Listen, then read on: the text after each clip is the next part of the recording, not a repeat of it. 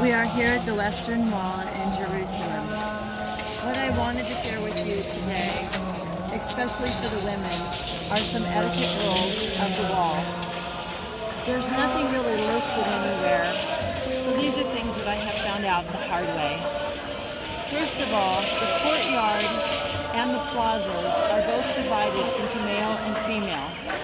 You can see that the males pray on the left side, closest to the wall, and that there is a divider between the two sections.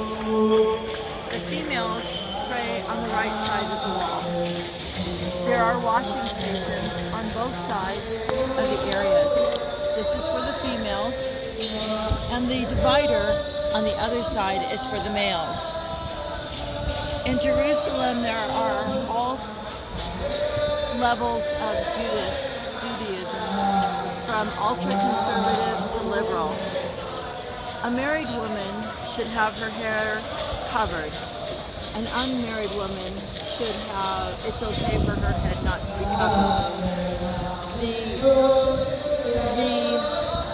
The dress is to not offend, is to have elbows and knees covered. Ultra-conservative is a long skirt. As a tourist, I just went with a black skirt and an overcoat that covered up the elbows. When you approach the wall and you go into the plaza areas, this is a sacred and holy spot. I've seen a lot of tourists treat it as a tourist spot. This is a place of reverence. It's equivalent to walking into a chapel. There's really no talking or photography. It's not a tourist attraction. This is the real deal, folks. And when you enter in, remember to be respectful of the people that live in the area. It begins with hand washing. There are two handled cups in the fountain. So the female would approach the fountain, fill up the cup, and wash her hands.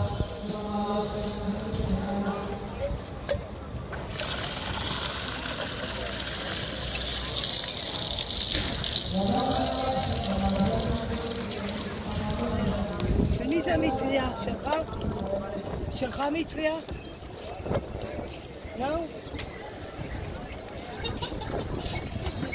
There's no set rule on whether you wash your hands once, twice, 3 times.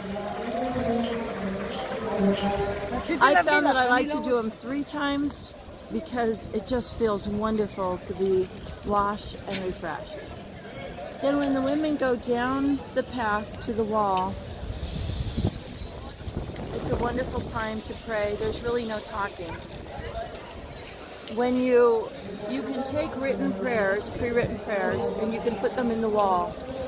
So when you go up to the wall, you can stuff your prayers into the little crevices and cracks. It's very nice to know that once a month they go through and they pick up all of the papers, and the papers are ceremoniously buried on the Mount of Olives. So even if you submit your paper into the wall and it's removed, it stays in the Holy Land and not just thrown in the trash, but it will continue to stay close to the heart of God. When you exit the wall, you are to walk backwards. Never turn your back to God or to the wall. So you'll see the women inside walking backwards. Of course, no talking, being respectful to others. And that is one last thing. In the tunnels, in the Western Wall, there are tunnels. The tunnels have been reserved for women only prayers. You can, if you are properly dressed and want to pray closest to the holies of holies, women can enter and go into the tunnels and pray. As a woman, this is incredibly intense, but you want to make sure that you are properly dressed in order to do this. And there's really no talking. You'll hear singing, praying, crying, chanting, and it's cool and a respite from the world. There's a lot of sanctity in this place, and I hope that these tips have helped you. If you have any questions, just leave your comments below, and I'd be happy to explain that to you. Thank you.